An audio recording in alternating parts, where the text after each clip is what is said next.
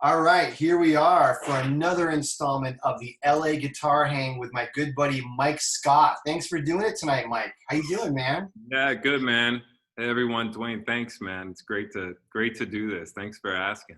Yeah, I'm happy to have you, man. Mike's a great player in the LA scene. He's been around a long time, and I was very fortunate to play with him a few times, and we have a lot of the same friends. So it's been a while. I haven't seen Mike in some time, and I figured I'd use this opportunity to catch up with him and see what he's up to. So I see you got a bunch of guitars in your room there. I like the look of Oh, that. we can talk about that. Yeah, Oh, we'll get to it for sure. I figured it as a guitar. Yeah, a guitar podcast. I figure yeah. Yeah.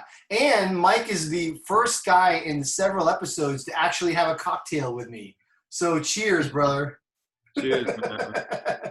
Thank you. Yeah. I always make this like a cocktail hour. It's more fun that way. So Nice. I've been starting Yeah. a lot of these off saying like, what have you been doing during COVID? And I kind of hate that, but just in general, I know we were just talking a minute ago, none of us are gigging. How are you keeping yourself busy right now? Yeah, I guess now it's like back into lots of teaching now, Mhm. and of course back in, when all this first happened, it was just, I don't know if you felt the same, but for me, man, like it was all, back in March and April, it was just like, it was just like, all right, everybody go home from teaching at the college, and it was just like, and trying to figure out the online thing. I hadn't done it before. Yeah. So I hadn't had a lot, but it was fun. I mean, I had like a handful of people ask if I ever did, online lessons, and didn't have any experience doing it. And so I was just sort of forced to. So it was really, at that time, just trying to like get up to speed with figuring all that out, and coming up with lots of lesson plans for the students, because a lot of times in lessons, and you probably do the same, a lot of times it might, we're just, we're playing, we'll work on a tune and be playing in real time together. So it was like trying to figure out other ways of, working with them and coming up with lesson plans and stuff Sure. to do, so a lot of it doing, a lot of time doing that at first. And then also just for myself, man, things I wanted to work on and practice, and, having some music that I wanted to check out. Hmm. Working on, I mentioned that, a recording project. And so kind of working on those tunes, Hmm. and doing some stuff. So it definitely like, kept me busy, but you get a little, as everybody is, just stir crazy, and you miss going out playing gigs and, Yeah. and just getting to hang with my musician friends, and That's why I do this, so I can hang with my friends. have a drink. And yeah, so it's great. It's really cool you're doing this, and it's nice to, Thank you, man. have an outlet to like check in with our colleagues and stuff, and see what's going on. Yeah, it's fun, man. Tell the audience. I know you're a full-time professor, so tell the audience where you're teaching and how long you've been there for. That always sounds funny as a guitar player, right? I know. Professor, yeah. Well, Be proud of it. I teach I teach at Fullerton College, Mhm. which is a great program. It's a community college here in Fullerton, and Mhm. Fullerton's claim to fame for guitar players is that Leo Fender was actually a student at Fullerton College. Oh, wow. Yeah, and he was not. I forget if he was. I want to say he might have been like studying accounting or something. Yeah, because he didn't really play, did he? No, I don't. Maybe a little bit. That's a really good question. But but his shop was like, literally. You remember, where, of course, where Steamers was for years. Mm-hmm. Yeah. And the original shop where he built, the first Fender guitars was like, it was right, blocks from there. Yeah, I went to a bar once, and they called it, I think, the Fender Bar, and I think something like it was on the same site or in the same complex that his shop was. Oh, And wow. I also visited G&L Guitars once. That was him. Yeah, he started G&L Guitars and After they he sold Fender to CBS. CBS, and then yeah. Yeah, I I think he sort of learned first that that started was Music Man and then he started G&L after that. oh, okay. Yeah. But Yeah. But you but can Fullerton, I just want to, yeah, has a long history of, a great music school, man. And, mhm. I actually, that when I first moved to Southern California, I was a student Uh-huh. there. And it was, it's, 10 years later to end up to go back and then be teaching there. Did you study with Joe Jewell when you were a student there? No, I was there when I was there. It was much before that time. Yeah, Okay. yeah. Yeah, because Joe Jewell is there. Is he did he retire yet? He has retired. Yeah, Joe Okay. started there. So, because I met Joe when I was a student at USC so I was doing my master's degree like in the Mhm. late '90s there, and Mhm. I met Joe because he had come in to do his DMA. Mhm. So I met him there, and I want to say it was maybe I think like in '99 or 2000 when Joe Mhm. started teaching there. I was a student at Fullerton College, and that goes back. That was like early '90s, Oh, okay.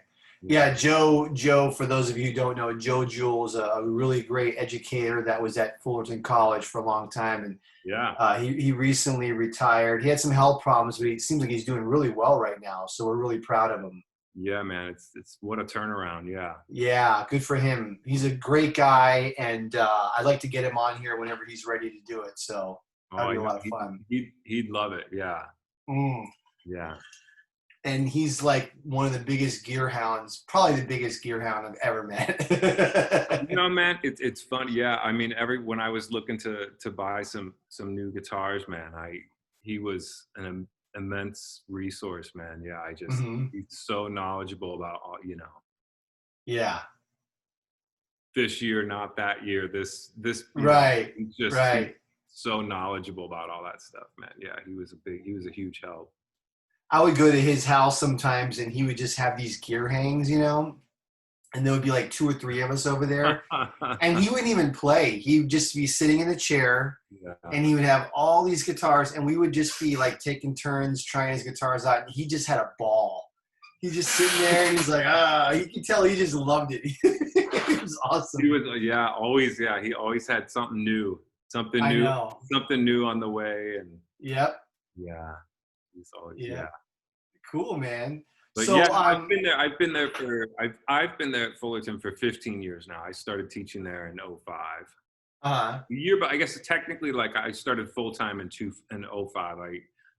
For about a year and a half, I taught part time. uh, I'd go that's down it. and teach like one day and teach some class. That's how a lot of us do it. That's what I do. It's like one Yep. day here, one day there. You Yeah, know. I know So it. Yeah. I remember, man. I have my route. it's Mondays were tough. Tuesdays were, yeah, for sure. It's tough. It's tough, but it's cool. How are the class loads there? Because I definitely, for myself, I don't have as many classes as I did last year, so You it mean has because affected of it you mean because because of of COVID. Yeah, Yeah. it's definitely it has. It's interesting. I think the college as a whole, I think is doing well. hmm Like for us in the music department, things like a general education class, like a music appreciation or history of rock music. I know those classes are really full. Um, Yeah, I'm doing a couple of those, and those are always full. Exactly. yeah, but I think the other classes, yeah, we're it's definitely feeling it, man. So The ensemble class has got to get killed in this. it's so hard, man. It's so hard. I think all Mike, from talking to other folks, it's like music departments are just trying to. It feels like we got to weather the storm. Yeah. Well, maybe it'll open up, man. Nobody knows what the hell's gonna happen. Yeah, that's for sure. Yeah. Hope for the Yeah. best. Yeah, Exactly. sure, So I saw that you were born in Japan and you moved man. around a lot as a kid. So were did you have a Yeah, military dad? Is that what it was? that is what it was. Well, I was born in '71, so that was Okay. still during still during the the Vietnam. Vietnam, yeah. What my dad always told my dad, he enlisted in the Air Force. He had an interest in aeronautics and aviation, and saw, at his age, as a young man, and saw lots of his friends being drafted Hmm. into the army, as foot soldiers. So he chose to enlist in the Air Force. Hmm. And did his 4 years. So he had met my mom, and so they were actually stationed. They were stationed in Fukuoka, Japan. They were there for 2 years, and so I was born when they were over there.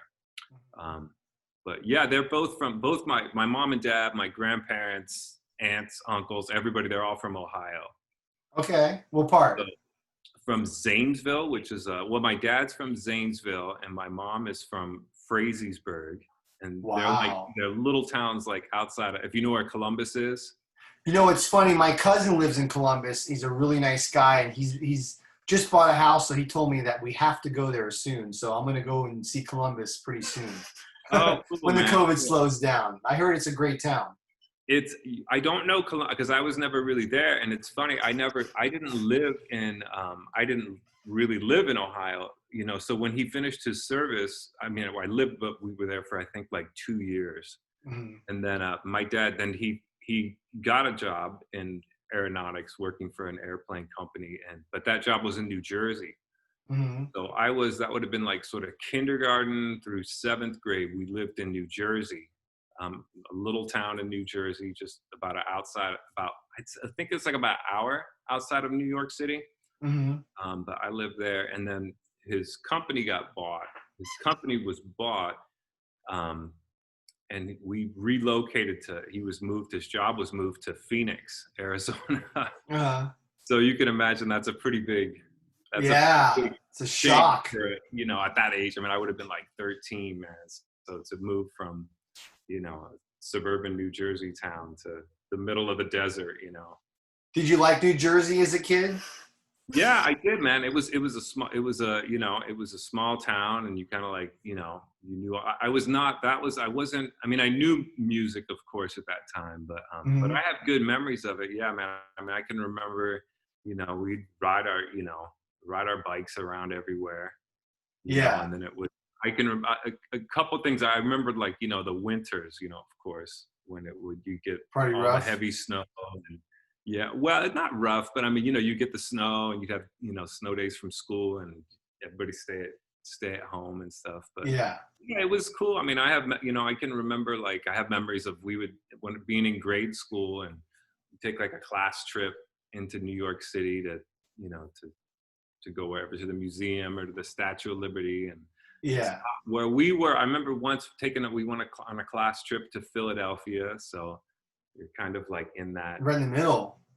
Yeah, so but we left. Yeah, when I was still pretty young, we left from there. But I've always wanted to go back, just to sort of go through that to go through that little town, because it's still Yeah. it's probably, I don't think it's changed much, man. But I have kind of this I always wondered about like suburban New Jersey because I have this fantasy of someday like living near New York again because I do like New Mm, York, but I don't want to live in the city. So right, like I have this fantasy of like maybe I can live in this little beach town like an hour outside New York. Like how mm, cool would that be? And then because it takes an hour to get to LA half the time. right, So what's the difference? Like if I exactly. can Yeah, be an hour outside of New York, that'd be kind of cool. yeah, I just want to check it out. yeah, it'd be cool. Like I said, it'd be cool. I really, I've gone to New York within the last few years, and I always like, God, I should just like, you know, see if I can like rent a car and drive out over to there or something. I bet it's beautiful there. Man, it's cool. Yeah, I mean, like I said, I mean, I mean, my memory of that as a kid is like, it was, everything was green. We had like, forests areas out, where we go play as kids, and That's ride, cool, man. ride your bikes everywhere, and you know, It's um, it's it's so weird, man. Like this is totally off subject of music, but like kids don't live like that anymore, like at all. And right, it's like my daughter is 15, and I used to tell her, "Why aren't you outside playing?" Like, and she's like, "Nobody's outside." They're Yeah. all in the house playing computers, Right. and we would run around. Every day was like an adventure, right? Especially if you live near the woods. I mean, oh my God, that must have been, every day must have been a different adventure. You That find must have been that so you cool. Yeah, you find stuff, man, and we just yeah, it's funny. I mean, just riding. Yeah, that's what I mean. That's what I keep saying. I don't know how many times I've said that, but yeah, it's like you just remember Riding like your bike. Yeah, riding our bikes all the time, man. Yeah, that's great, man. but yeah, it was cool. It was yeah. It'd So be then interesting. It'd be interesting to go as an adult, and see. it's probably nice. It's probably Yeah, really and nice. I think probably that it really small. I would think, like when you're a kid, man, it seems everything seems bigger than life, but Yeah. things would seem kind of small.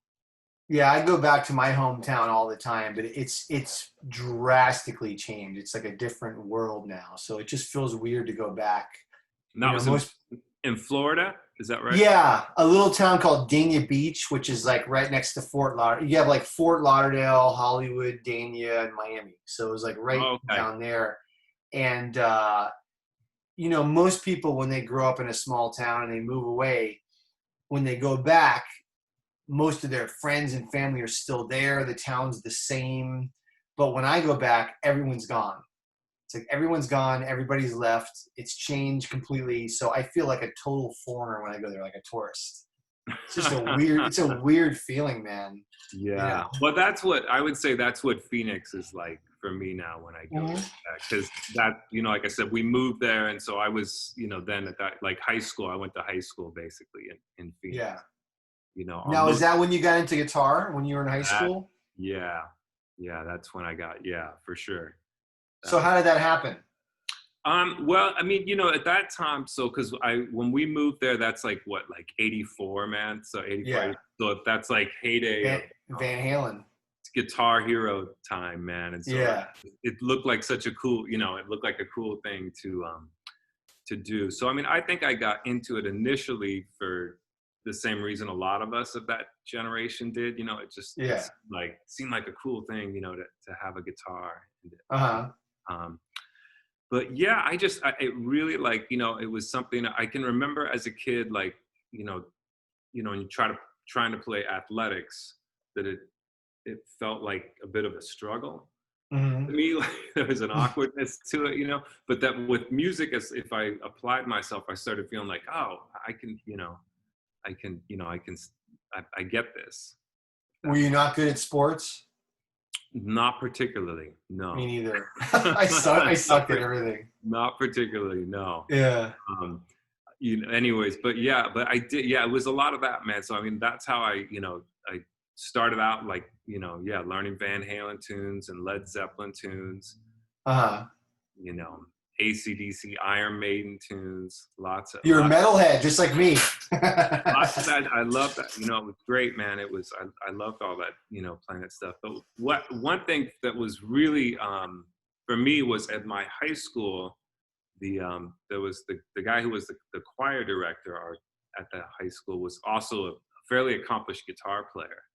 And he kind of hit me into classical guitar and got me, started introducing me to like to Bach pieces, and I don't know how, like Tarrega, if you played some of those, and Sure. Yeah.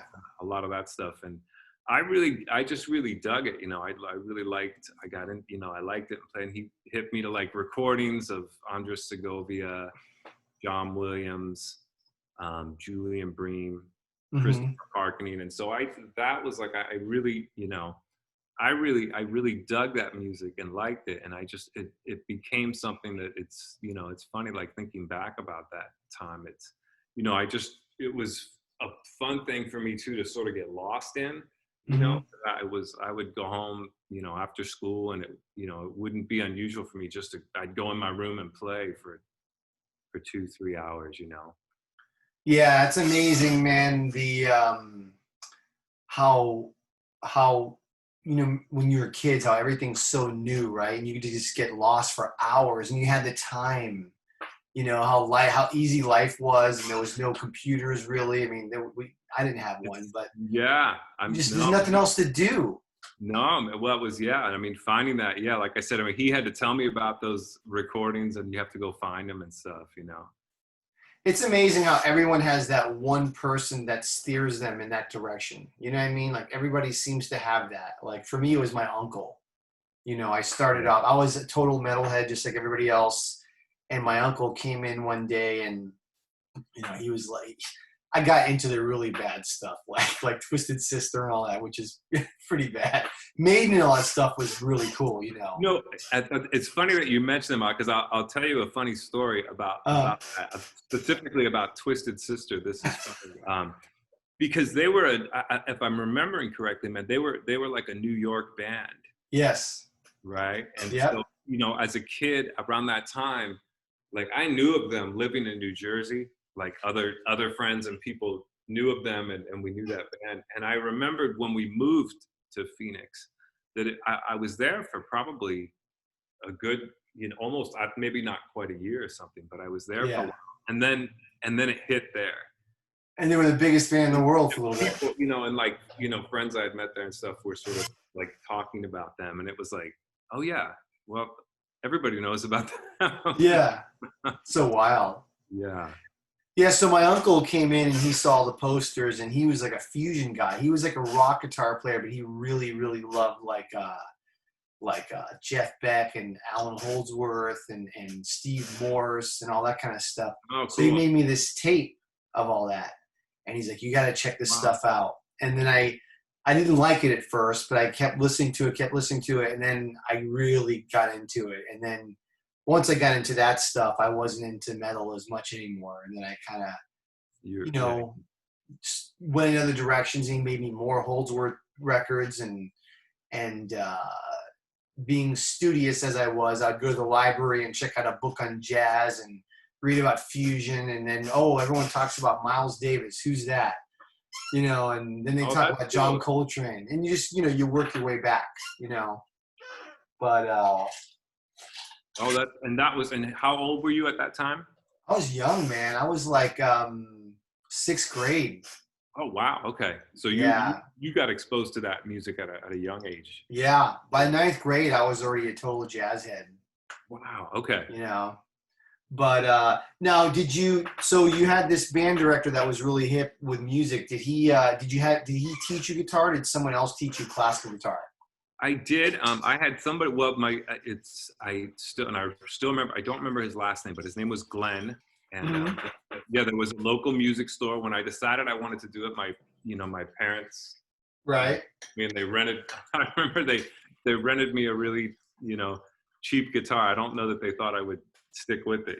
Right. They rented me a cheap guitar, and I took lessons with the guy there. But that instructor was more like, that stuff that we were talking about. He would teach me how to play Van Halen, AC/DC, Led Zeppelin. We would do that kind of stuff. Yeah. Work on that stuff. And then I started getting into classical guitar on my own. And then the music instructor at the high school sort of hipped me to another guy who was in town that I could go and get some classical guitar lessons with. Yeah.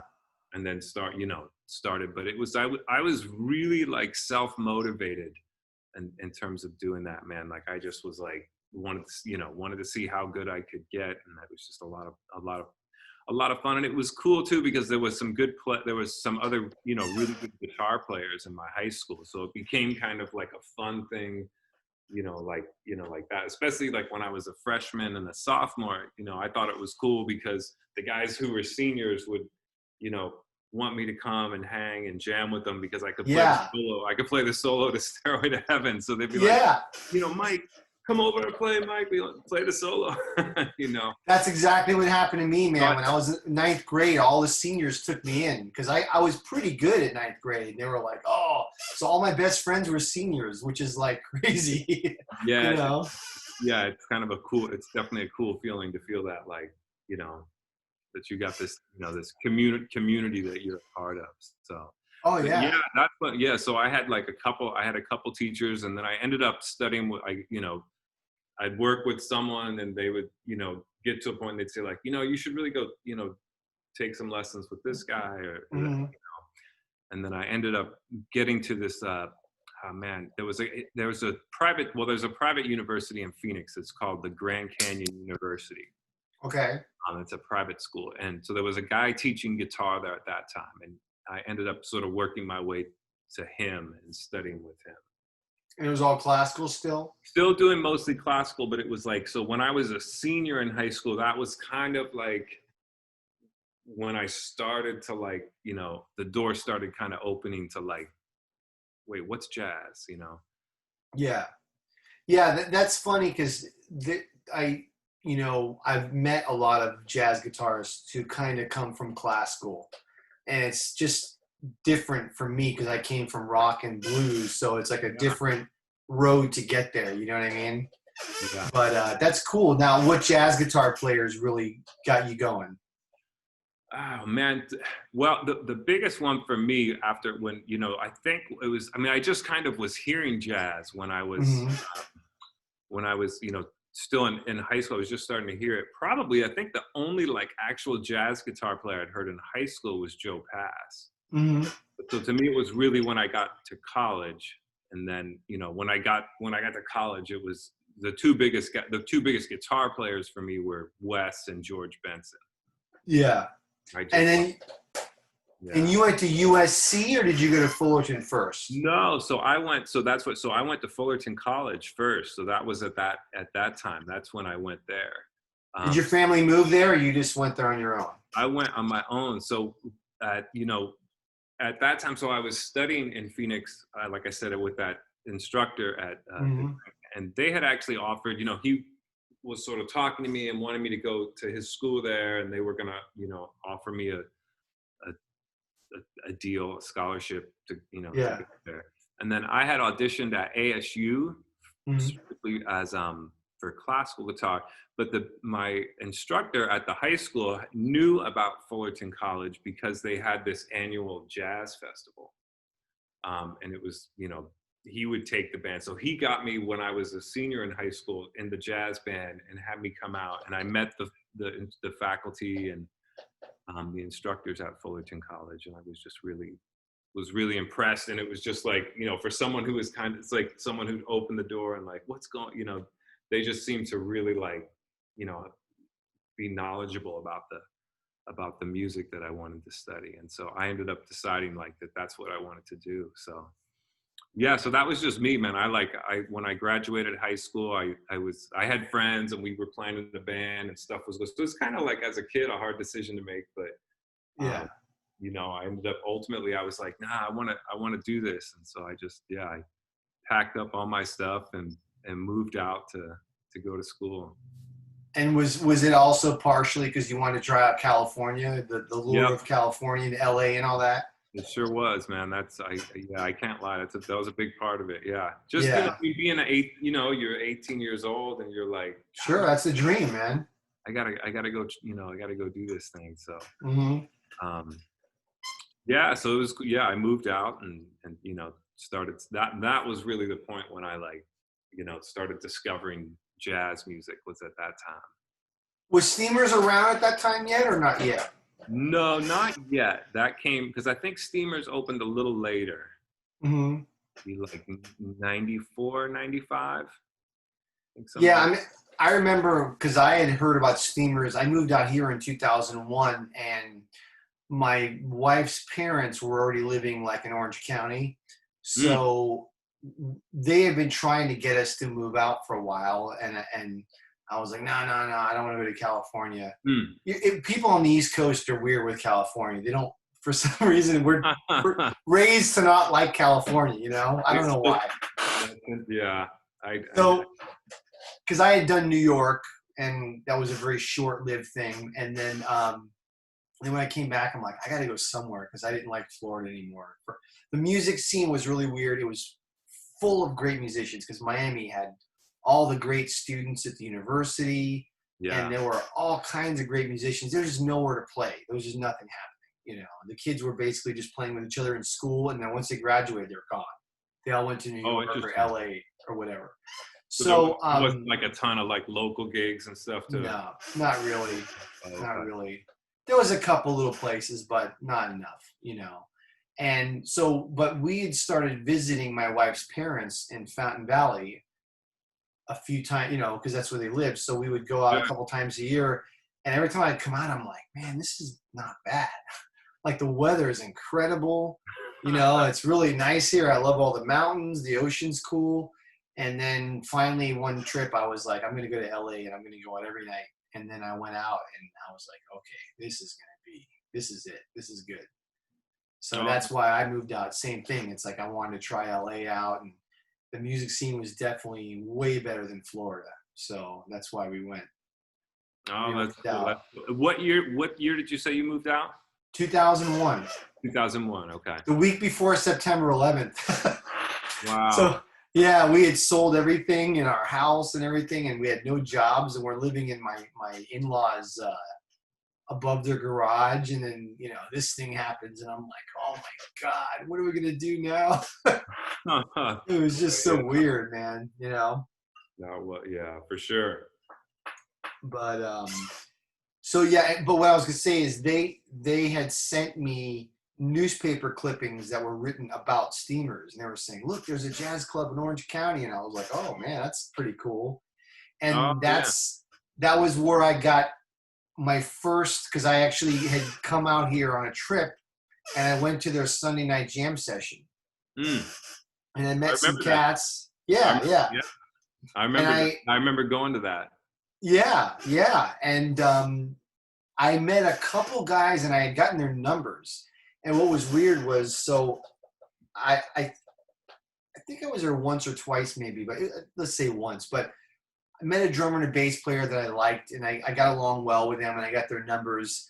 And then 6 months later, we had already moved out by that point, because I got home and I told my wife, I said, I want to move to California. And she was like, well, we'll do that someday. And I said, I was going to ask, how'd that go over?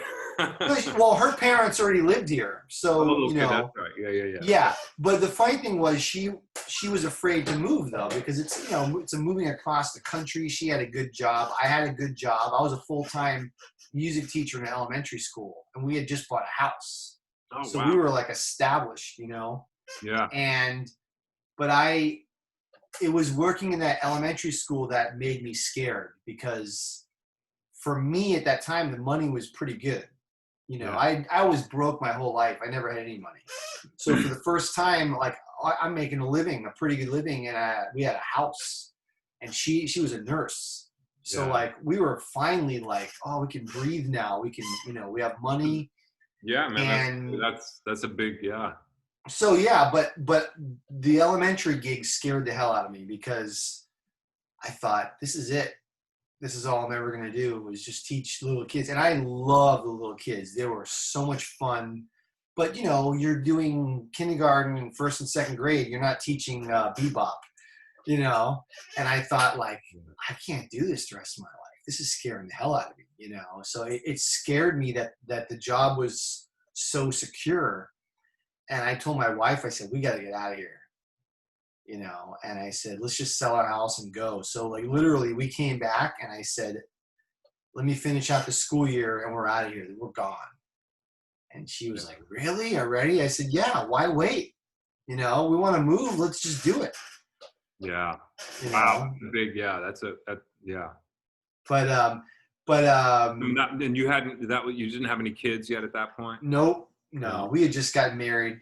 But what was so funny, so we had gotten here, and that's a big deal, man. Yeah, that's a big deal. It was a big deal. It was across country, and we had to sell our house and this and that. But we'd actually made money on the house, which has set us up ever since then. We've always been able to be homeowners, thank God, because of that one first house. That's how real estate works. You get in your first house, and then usually you don't have to ever rent again. Usually, Yeah. But what was weird was when we had moved out, in my mind, I thought, well, it's LA. I'm not going to gig for like a year. I'm going to have to teach, and then the gigs will come much later. I figured it's a big scene. No one knows who I am. But it was the opposite. I couldn't get any teaching going at all. And the gigs, I made a demo tape and a picture back in Florida, and I started giving them out at gigs, and all of a sudden I had the 4 steady gigs a week within 6 months. And I was like, I can't believe this. Went from not gigging to Four Steadies. And the first gig that I got, I didn't know anybody at all. So I had the 2 numbers from the guys at Steamers. That's tying back to Steamers. I was like, okay, I don't know anyone. I know 1 bass player and 1 drummer, and that was it. And then I started gigging, and then I met more bass players, more drummers. It was just the weirdest situation. But that's got to be. But how encouraging to get that work right away. I didn't think I would. I was shocked. It was just dumb luck. Yeah, no, that's just totally dumb luck.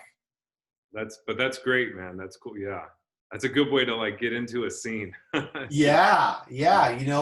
It helps. The best way to meet people is to have gigs that pay, because that was a thing. And I realized like, the gig, they weren't great paying gigs, but they paid as good as any other gig. And I realized like, oh, I can call anybody I want.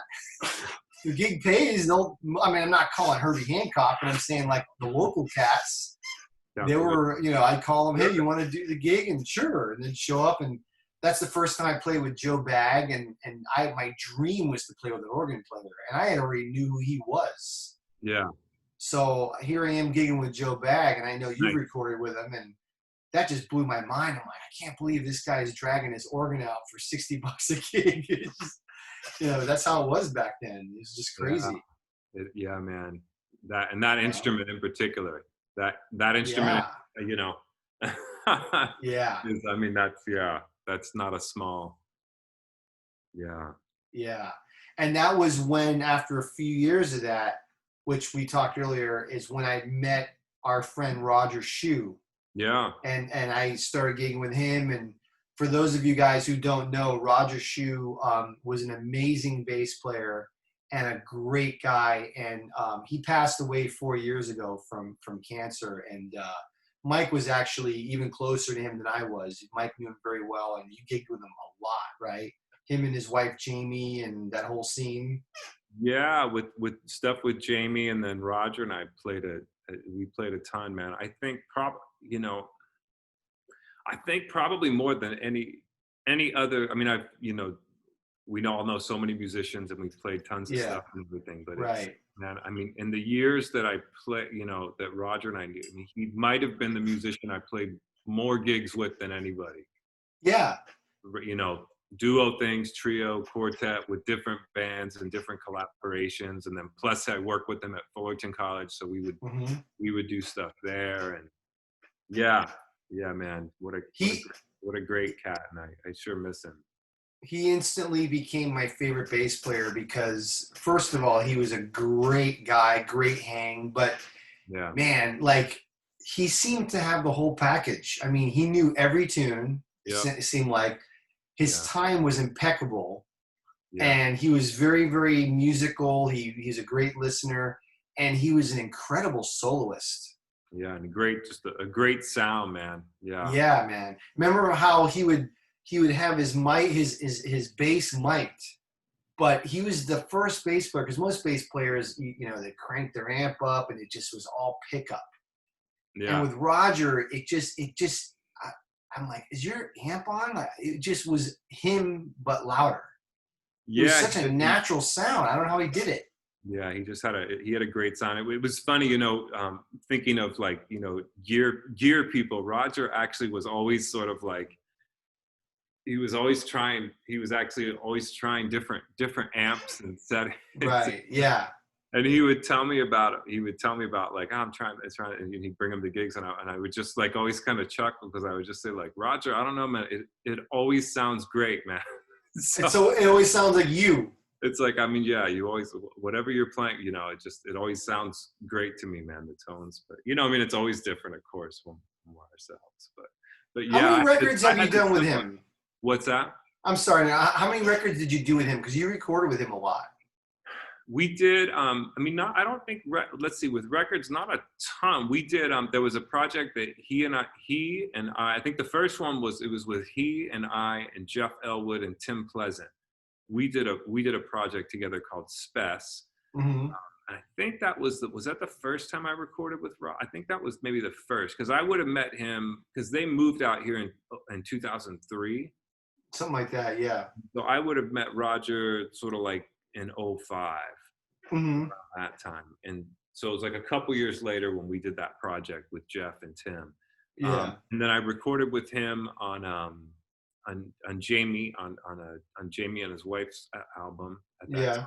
We did that project. I played with him on that one. And then there was a project we did with Dave Sills and Jake Reed. Oh man. Yeah, that's a good one. I heard that one. Yeah, and that was, I think that was, man, that was like the last one that I did. I'm trying to, what am I forgetting? I feel like I'm forgetting. I mean, we played a ton. I'm trying to think if I'm forgetting one. I'm Yeah. having a moment. I think, yeah, we did that one. That was, and that would have been, because that one was in like 2015. Hmm.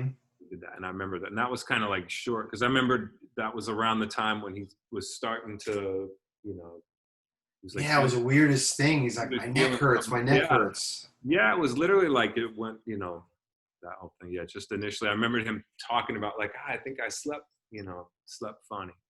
Terrible. But yeah, but we did those projects were really, yeah. Yeah, I had so much fun playing those, man. Great. yeah, I wish I had done a record with him, man. I mean, technically, I did.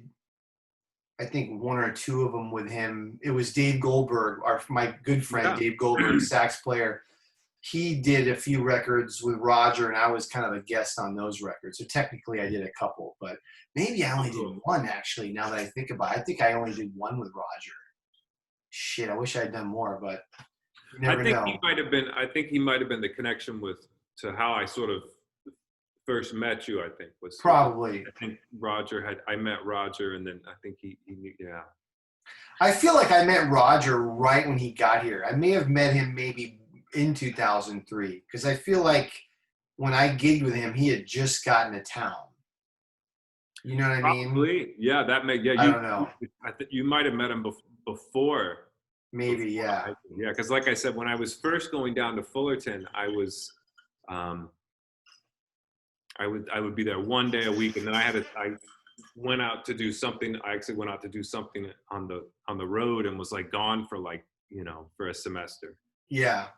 And then came back. But '05, I definitely remembered because there was a couple specific gigs that I remembered that I did at that time. And I remembered asking Roger if he would come, and it was similar to a similar experience, I think, to what you're describing, where it was like it was kind of instantly on the first gig, like playing like, the first head of a tune, and you're just like, oh, I like playing with this guy. Especially duo, because you know how it is playing with someone duo. Like if someone's time is not good, it's going to be a long night. Yeah, you know what I mean? Will. Yeah, because when you have a drummer, right? Let's say you have a good drummer and the bass player is weak. The drummer, the bass player will follow the drummer and you'll follow the drummer and you'll get through it. But man, I've done some duo gigs with some bass players that were not that strong, and it's like, oh God. And Roger was just like boom, boom, boom. And when he would solo, you know how sometimes when you play with someone and they're soloing and you're comping for them, but their time is weak. So then you start to question, oh shit, am I not? And like you start fucks with your head, Yeah, you start thinking like, oh man, what I'm doing. Is it me?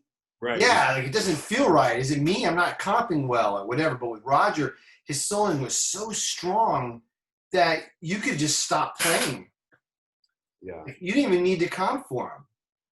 It was just boom, boom, boom. You're just like, oh, this is easy. Yeah. I have a few. There was at one of our faculty concerts at Fullerton. Mm-hmm. Roger and I played some duo tunes, and I have those. Oh, that's cool. Yeah, I have videos of them from so it's really, that's nice, good. Nice to have that, yeah, for sure. I actually have a video. He did do my senior recital at UCI, so. Oh, cool! You got that. Yeah, it's nice. It's nice to have that, man. Yeah, man. Yeah, we got some videos, and he was the funniest guy, man. He used to crack me up. The funniest thing he ever did was we were at my house. We used to go to each other's houses just like you guys did, and we were having a cookout, and I'm a grill fanatic. I grill everything. I love grilling. Nice. Yeah. So he's like, we're having a couple of drinks, and he's like, so you got the Weber 355, huh? And I, and I was like, I don't know. I have a Weber. He goes, no, it's the 355. He goes, that's cool. He goes, if you want to make hamburgers, he goes, that's fine. He's like, if you want to make a good steak, though, you really should have gone with the 455. That's It's the so. way he did it. That's so Roger, though. You know what I So mean? him, man. Yeah. That's so funny. Oh man, that's great. I That's so know. funny, man. So funny, man. So what's this new record you're doing? Oh, thanks, man. Yeah, thanks for asking. It's really cool. It's let's see, it's all original music except I'm doing one standard on it, but it's all Mm-hmm. new. It's all new music that I've written. It's been man, been working. It's stuff I've been working on for at least a few years now. Mm-hmm. Some different tunes and scratches, ideas and stuff, and finally, it's like I've been meaning to do it for a while, and we were supposed to do it. I was thinking, I was working it out and trying to do it, and initially I was sort of thinking like end of May, early June, and then the of shit course hit the fan. all this, all this Yeah. happened. But I reached out to those guys, and we ended up actually being able to go in. We went into a studio in July and just did it one long day. Went in and recorded, and it was cool, man. I mean, I talked to everybody, and everybody felt safe. We go in and do the mask thing. Yeah. We're in our different rooms. Just be respectful, keep your distance, and Mm-hmm. and all that that was obviously a concern, like, can we do Sure. it? Possible. Yeah. But everybody was kind of on board, and yeah, it was great, man. It was really fun to do it. Dark Oles played bass on it. Oh man. Yeah, it was great. And then Joe Bagg, you mentioned him. Joe did it, and Joe plays piano on most of it. But we did a couple organ trio tunes. And who's on drums? And drums is Jake Reed. Do you know Jake? Oh, Jake's great, man. Yeah. I love to play with. I've never done a jazz gig with him. I did a singer-songwriter gig. There's a really good singer-songwriter that I gig with named Justin Paul Sanders. And he's very good, and he plays with Jake, and I did that gig with him, and so it was a rock gig, which was fun, but I would love to do a jazz gig with him. I haven't had a chance yet. So that'd be cool. Great. Yeah, he's great, man, and he's really versatile, which is cool. Because the music that I wrote for this kind of there's some some different there's some backbeat stuff and something that's more like more of a rock tune, and then there's some swing, and so Jake's great. It was fun, man. He brought 3 full kits. Wow. Switch out his kits for the different tunes and stuff. So yeah, they all played. It was great, man. It was really fun, and I think just kind of everybody's so happy to play live music, man. So Did you do it at Nolan's place? No, this was at Tally. Do you know Tally Sherwood? No. Drytone. It's up in Glendale. Hmm. That was actually, I'd done that project, the one I mentioned earlier, that project with Dave Sills. Mm-hmm. We had so that I had been there before for that. But he's great, man. A lot of people go to his spot there. But, yeah. And then he's mixing it. So yeah, so it's cool, man. I'm definitely excited to. I can't wait to hear it, man. I really liked your record. For those of you guys who haven't heard, Mike has a trio record with Joe Bagg and Jason Harnell called Fallen Peach. And I really like that record because it's very different than most organ trios. It was not, I mean, there's some, I haven't heard it in a while, but I remember that it was not the typical hard grooving swinging type of stuff. It was more kind of introspective and more based on the tunes. And I really enjoyed that record because I had done a record with those two guys a little later, and I remember I picked your brain on, how did it go? Because you did that at Nolan's, right? That one was at Nolan's place, yeah. Yeah, I love Nolan's place, man. It's like it's got a vibe to it. There's something about that place, He's so great too, man. He is such a character, man. No, we're talking about Nolan Shahid. Nolan Shahid is a great jazz trumpet player who lives in Pasadena, and he has a studio. And I've probably done like literally 5 records there. He's Nice. just the guy we he's just comfortable there. You know, it's not a fancy place, but it's got a vibe. It's just got a vibe in there, and it just and I like working with him. I like mixing with him because you know how some guys they don't understand jazz and they overdo everything, they over mic everything, they overproduce everything. Yeah. And with Nolan, he just does the bare minimum, which is the right Yeah. way to do jazz records, in my Yeah, opinion. he gets really natural sounds from all the instruments, and it's definitely great with the organ trio because at least at that time I know when I did mine, and I think I don't know, maybe it's still the same. Probably still has his B3 there. I think that's one of Joe Baggs. Maybe I'm wrong about that, but I thought I thought Joe had told me that was actually one of his old B3s that was there. Could be. Joe used to have a few around in town. Yeah. So, but that was, but thank you, man. Yeah, that's definitely, I know it's definitely for, it's different than the you know, the sort of that, you know, Jimmy Smith tradition of the organ trio, but I loved it, man. I was hearing on the music that I'd written when I did that project was hearing that, you know, that sound. And I'd played some gigs and done some work, and I played those tunes with Joe on some gigs, you know, and I was like, man, I really like the way that instrument works with these tunes, you know? Mm-hmm. Yeah, he's definitely like from the kind of newer school of organ players like Larry Goldings or someone who can play modern, they can play introspective, they can play out, but he can play greasy. Yeah. Because to me, if you're an organ player, you have to be able to play greasy. Yeah. You know, and Joe can definitely do that too. He definitely do that too. Yeah. Yeah. For sure. Yeah. So that's yeah. I mean, he's a great piano player too. It's interesting that you bring. I mean, that's definitely for sure an influence on me was listening to those Larry Goldings records. You know, because those guys, you know, when you listen, it's always I love those albums because it's, you know, you always get it's not just one thing all the way through. You get, you know, a little bit, you know, this kind of vibe and, you know, something. Yeah. You get a mix of things in that, which I love that. Your playing kind of reminds me a little bit of Peter Bernstein in a way. Oh, well, man, I'd take that as, I would take that as a I mean, I remember the first time hearing him, man. Yeah. And I love his sound and he's amazing, man. His approach to improvising and yeah.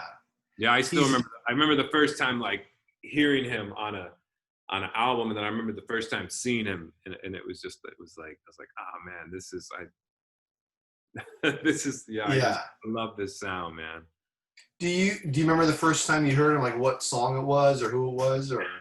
Yeah, you know, I think the very first time I heard it might have been, man, well, it's funny because I'm saying that now I'm confusing 2 albums. Because there's one that he played on that Josh, remember that Joshua Redman album called Freedom in the Groove? I don't know that album, man. Yeah, there's it's Joshua Redman, Freedom in the Groove, and Peter plays on that, man. I'm trying to remember when that, I'm trying to remember exactly when that, I think it came out in the 90s. It had to be 90s, yeah. Seems like Peter kind of made his mark in the early 90s, right? Yeah. That's when he started making records and stuff. That's when I heard him. And then I got, it's an album of his that was on that Crisscross label called Signs of Life. That's a great album. And that's, you know, Brad Meldau's on that one. Yeah. I mean, I liked his tunes and his tone and his sound, he's kind of like a modern Wes Montgomery. He's very, very earthy. He has that Grant Green. He's very bluesy, very soulful, which the older I get, the more I gravitate towards that stuff. The bluesier, Kenny Burrell, Grant Green, that's like, you know, I love everything, but man, the older I get, the more I love that thing, yeah. You know? And he has all that, but then he has that sophistication and introspection of a Jim Hall. Right. Yeah. And he plays modern though, but it's not it's still very much in the tradition. You know, he plays an L5 type guitar. And the first time I heard him, I was so blown away. Do you remember Just Jazz Guitar magazine, that real thick, beautifully made magazine that is Yeah, discontinued? I Right? do remember that. Yeah. Yeah. So he was in there occasionally, and I had gotten into that magazine when it first came out, and I remember reading about him. And remember, this is in the '90s when if you wanted to hear him, you'd just go out and buy the record. There was no checking it out on YouTube, you know. Yeah. So I was driving around. We didn't have a jazz station in Miami, but they had a jazz show on public radio, and it was a very good jazz show. And they played Moonbird. Oh man, that's a great And album.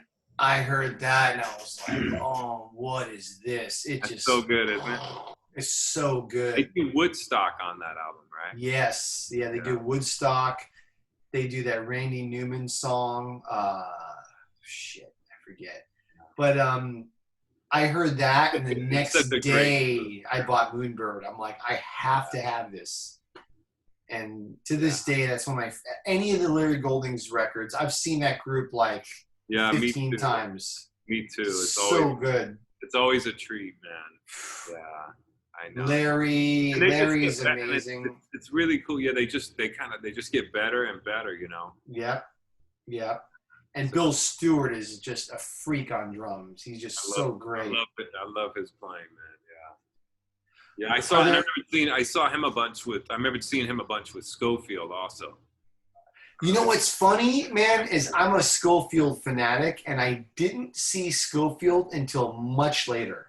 Oh, okay. Like, I saw Metheny a ton of times. I saw Bill Frisell a ton of times. I saw Peter Bernstein, but man, I didn't see Schofield till like 5 or 6 years after I moved out here, because he never came to Florida ever. Oh, interesting. And Okay. yeah, Florida was weird, man. Like you would see the big names. Like Metheny would always go down there because he has that Miami connection.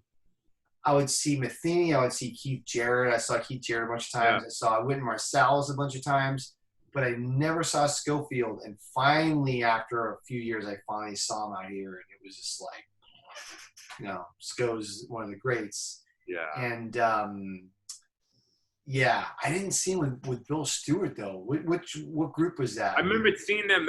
The one that's coming to mind specifically is at Catalina's. I remember seeing him at Catalina's, and that was with Bill Stewart. Oh man, and I want to say Eddie. Is it?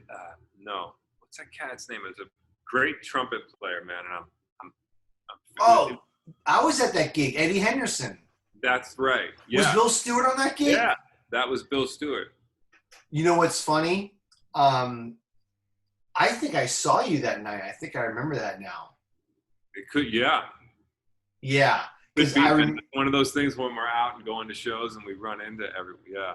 You know what's funny about that gig is I'll never forget. I was with my buddy Dave Goldberg, and we were watching the show, and I forget what song it was because they weren't doing standards, but it was a straight ahead gig. There was no funk or anything like that. It was totally a straight ahead gig. And Sco did this one solo on one tune. I don't know what it was. And I remember looking at Dave going, that's one of the greatest jazz solos I've ever heard in my life. Like, it was that good. It was like watching Coltrane up there. And I swear, and it felt like he was going to levitate off the stage or something. It was just that heavy. And he looked at me, and he's a horn player. And he was like, goes, I've never seen anything like that. It was, I don't even know what song it was. It was just one of those things where, you think something, and then your neighbor's like, I don't know. And, my buddy's like, yeah, that's the heaviest shit ever. So we were kind of like on the same page on that one thing, Yeah, good show. That was I remember that was a good one. Yeah, that was a great. Yeah, man. Yeah. Any other concerts or anything that blew your mind when you were younger, or anything that you remember that stick out? Well, yeah. One of them was I remember because especially like it was right around that would have been I saw. It's funny, there's all this press right now about that. And we mentioned Joshua Redman. But I remember, you know, they have that reunion group right now with Joshua Mhm. Redman, Brian Blade, Christian McBride, Meldau. and Mel Dow. Thank you. Yeah, Um, yeah. but yeah, I saw that band, man. I remember seeing them. That would have been, yeah, probably like '94 or something, man. And just like, you know, just, that was just an experience, you know, an It's experience that, amazing. yeah, that was like, wow, man, this is what just really inspired me to, like, you know, to keep getting better, to, you know, and Yeah. to keep working at the craft, man. That'd be one. Like you mentioned, I saw Matheny a bunch of times in concert. Mhm. Those were definitely, those were Every inspiring. time. Yeah. You know, God, so many, right? At the Jazz Bakery. Now, yeah, that would have been around, right? The Jazz when Oh yeah, I saw a lot days. of great. I saw Jim Hall there. It was, you know, tons of great Nice. shows. Yeah, I mean, so many cats that would come through there, man. It was always really inspiring to see those shows. I think that was, I wanted, you know, do you remember? I feel like Jimmy Cobb came through there one time With Peter Bernstein. with the Cobb's Mob, right? Peter Bernstein. Yeah, Yeah, man. and I remember seeing them there, which was cool. But so Yeah. yeah, man, like, you know, but and then Larry Golding's group you mentioned, and then Yeah. you know, and local players out here, man. Sure. Seeing Larry Coons play, Yep. he was always inspiring to hear him play. Oh, he's great, man. I want to get him on here, but he's pretty busy, so we'll see what happens. Yeah, I know everybody. Yeah, once the teaching thing starts up in the fall, I know. it gets, yeah. Do you know what I noticed? I want to ask another musician this because, like, I don't know if you feel the same. So, like, when you first started getting into jazz and you were, because, you know, in the 90s were a lot younger, right? It was, Yeah. all this was kind of new. Do you find it's harder to get completely floored by a concert at our age now than we were back then? Does it seem that way? Yeah, it's a really good question. It's a really good question. I think it's different now, you know. It's like When you've seen so many great shows, it's harder, right? Heard it. Yeah, I don't know. Yeah, that's a really good question. It's sort of like you appreciate it in a, you know, in a different, yeah, I don't know. I guess, you know, just like that level, there's nothing like hearing it for the first time, you know. That's the thing, man. I Really, remember. like, you know, brand new, you know, that you never, it's like, I mean, that's kind of how I felt that way. You know, I wasn't really exposed to jazz, like I said, as coming up. And so to me, to be 18 years old and into a college, and, you know, and have someone say, like, you know, all of a sudden I get this, you know, of Wes Montgomery, Clifford Brown, Lee Morgan, Miles, Coltrane. I mean, it was, Yeah. you know, I mean, that stuff was on. It was, you know, it was to me, it was like, I don't know what, it was just mesmerizing, you know. It was like, It was mesmerizing. huh? It was mesmerizing. And the first Yeah. time you hear it, it's like it blows your mind. It changes your life, you know. And when you're younger, you're more impressionable. You're more naive, you know.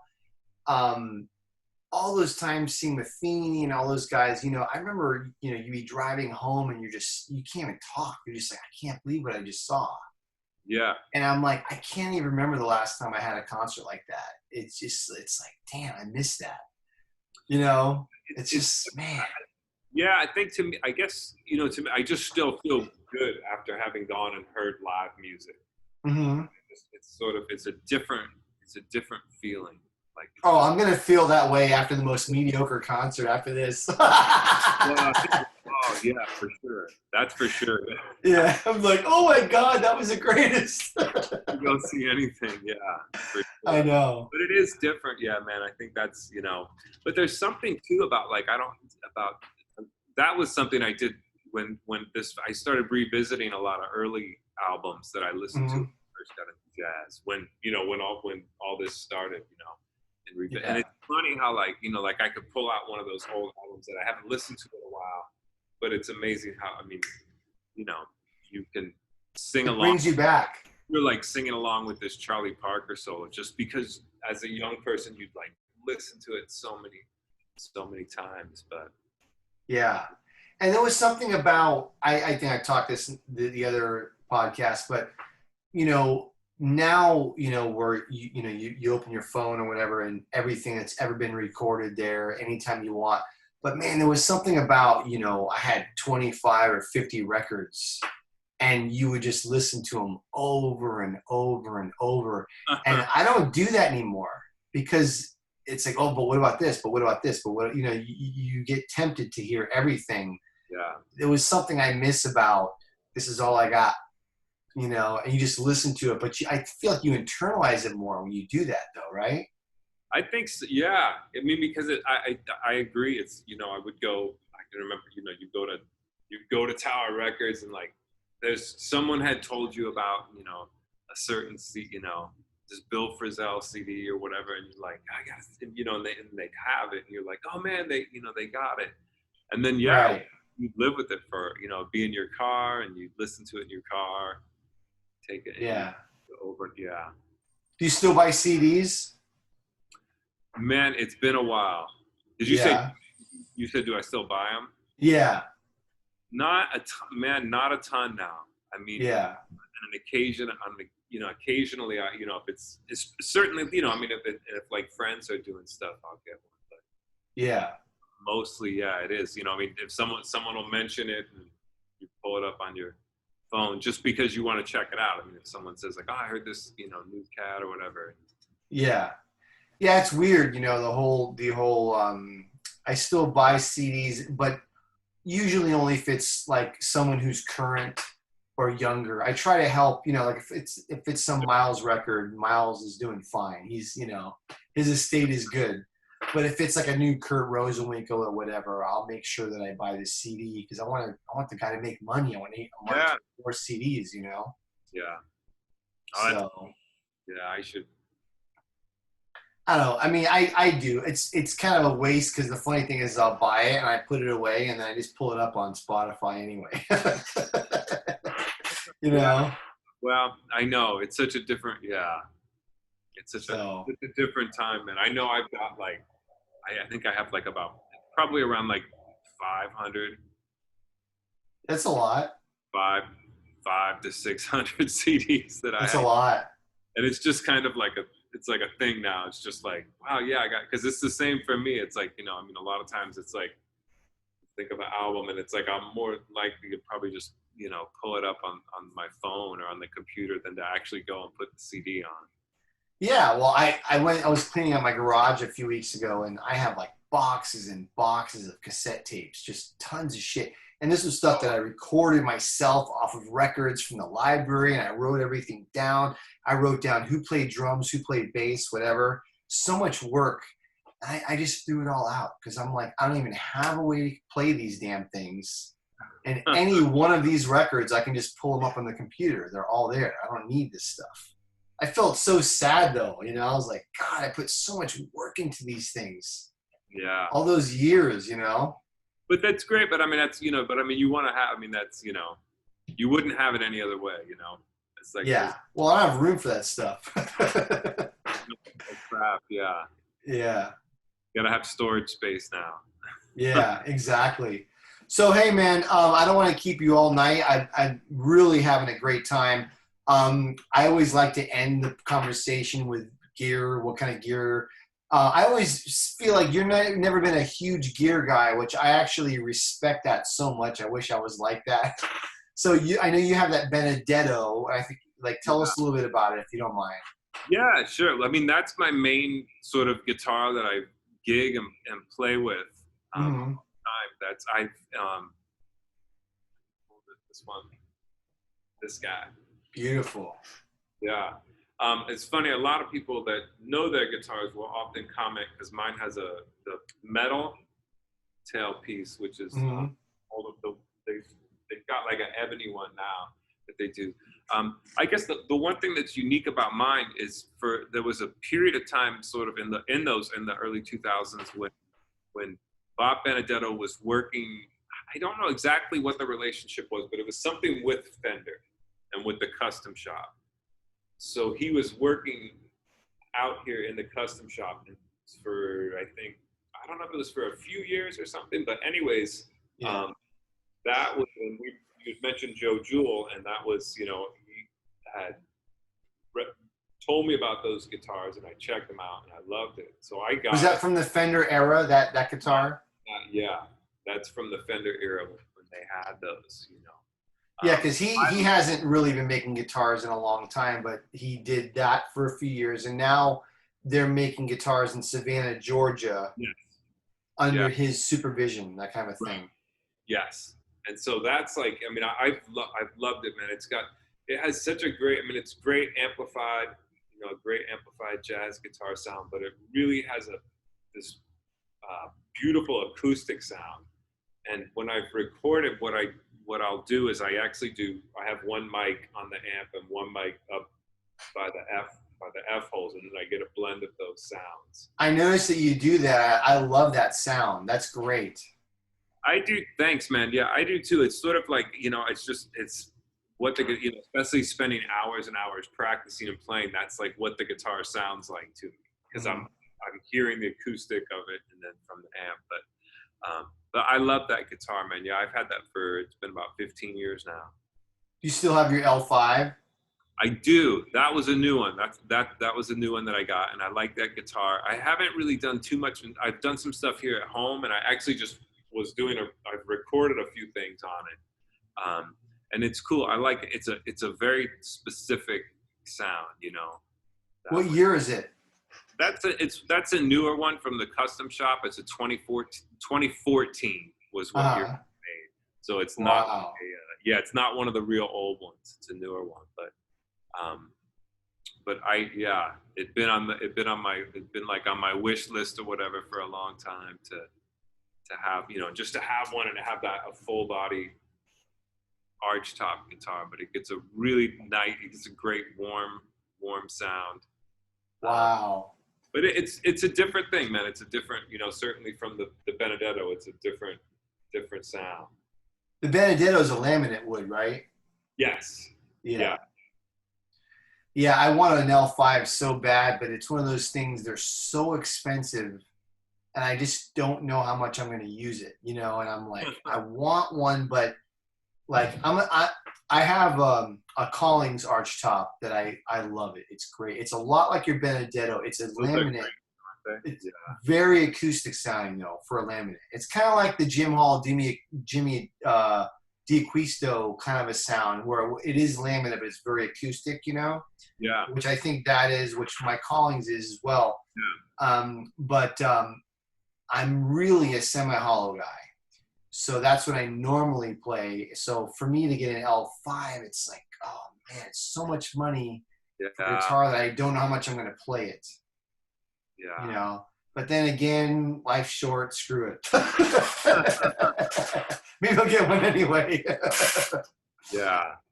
Yeah, they're great. I have a 335 also that I have, and that's, you know, I got because there was a time when I was doing, you know, other things that were, it's like you got to play a little louder if you needed to do something with, you know, adding a little bit of overdrive or something, and so it's, you know, I like that guitar as well for, you know, certain things, and it's, you know, it's a cool, yeah. And did I see you playing a Telly recently on a video or something? Not a Telly, but I have a Strat. So I've got a Fender Strat. Was it the blue one? I don't remember. I thought I saw you playing a Fender because I was like, "Ooh, Mike's doing a Strat or a Telly or something." Yeah, I did some solo guitar videos that I put up on YouTube, and I purposely sort of with the intention of using different guitars that I have. Yeah. I did one of them on the L5, and I did one on the Strat, and then I also have a Les Paul. Okay, so you got all the Gibsons covered. I got them all covered, man. What's your main amp that you normally use? The main amp I use is an Evans. Oh, you still have that? That's an older one, huh? Yeah, man. It's funny. I have two. I've got a Princeton reverb and I've got a deluxe reverb. So always my very first amp was a twin reverb, and I've always like kind of, you know, been a Fender amp guy. Yeah. But it was funny. I initially got the Evans because I was wanting to get some kind of an amp for like, for doing like a gig with a small gig, where like duo or with the vocalist or something. And I just wanted like a small amp to get around. Yeah. I knew that amp. I knew Ron Eshte has played those for a long time, and Hmm. another friend of mine had mentioned them to me. So yeah, so I got one, man, and I played it, and just little by little, I started taking it out to to trio gigs. If I didn't think I was gonna be playing it loud, but it's great, and I love it for it's not a tube amp, but it gets a really warm tube amp sound. Yeah. And it projects the sound. It projects really well, man, and it's got a nice, nice. It works really well with the Benedetto. I've gotten a lot of compliments on the sound of that. So Yeah, there's something about arch tops. They just, for some reason, sometimes work better through a solid state amp. I don't know why that is, but they just do, nice for gigs, man. I mean, with recording, for recording stuff, I'll use the Princeton, or I'll use the Deluxe for certain, for certain Hmm. situations and sounds. But that Evans it's been really great for me. And it's also, it's an amp that I've used so much that as it's like every room, You club, know it. wherever you play, it's like, you know, things are a little different. You just gotta learn just how to tweak it to get the sound you need. Yeah, yeah. Well, hey man, thank you so much for hanging with me tonight. It was really cool talking shop and Yeah, hearing man. about your history. And when do you think the new record might be out? Hopefully sort of thinking like maybe like November. Okay, So cool. hopefully certainly by the end of the year. Are you gonna print CDs or just put it up on the platforms? I know, it's funny, right? We were just talking about, about getting those. I think I will, man, because probably it'd be nice to do a little publicity for it, and that you can, Yeah, I probably won't print like a ton, but yeah, I'll print a handful and get that, to have. cool. It's funny. It seems like vinyl's more the popular thing to sell these days. Yeah, CDs are out of favor right now, and the thing is, like, vinyl's totally cool. Like, I Kind of always dig vinyl, but CDs are portable though. You can put them in your car. And it is a And great vinyl's not. sound, man. It is. It's better than streaming. Any day of the week, It it's is. better. Just the convenience thing, yeah. So Hmm. I think so, yeah. I'll definitely print, yeah. I don't know how many. I gotta look into. I haven't started that part of looking into it yet, so I gotta figure out. Yeah. But Well, definitely, cool, man. yeah. If somebody wants to check out your stuff, what's your website address? It's guitarist Mike Scott. .com. Guitaristmike.com. Yeah. It's funny. There's a lot of Mike Scotts out there. Do you notice that? Yeah, man. I've been there was it's funny. There's a funny story I'll tell you that if someone checks it out, because I had like a mistaken identity for a while on Instagram Uh-huh. for a guitar player whose name is Mike Scott, who used to play for Prince. Right. He's a great player. He is a great player, but if anyone that knows me, there's no way you would mistake the two of us. Well, he's an African American, so there's that. It's definitely different, but yeah, it's definitely, yeah. And there's a singer-songwriter too. Did you know that? I think so. I don't know as much. Yeah. He's got more records than both you guys. This singer-songwriter. So there's 3 Mike Scotts. Yeah, I think I'm second, just behind maybe Mike Smith. There's another. Yeah, and then the Office jokes, I get those sometimes. That's right, Michael Scott. That's right. There's another Dwayne Allen out there. He's in the Oak Ridge Boys. So I hope I don't look like him too much. He's a lot older than me. Oh, that's funny, man. Yeah. That's cool. Wayne, thanks so much, man. It was super. It was really great to do this, man. Yeah, thank you for doing it. And like I say, everybody, hope to see you again in person soon. And hopefully you can do a show for your CD. I like to be there and check it out. And I enjoyed Fallen Peach. I'm looking forward to the new one. Let's do a duo gig again. We've had some good ones, I think. I'm looking forward to that, man, for sure. Yeah. All right, buddy. Cool, man. Stay safe, stay healthy, buddy. We'll see you soon. You, man. Take care. Okay, bye-bye.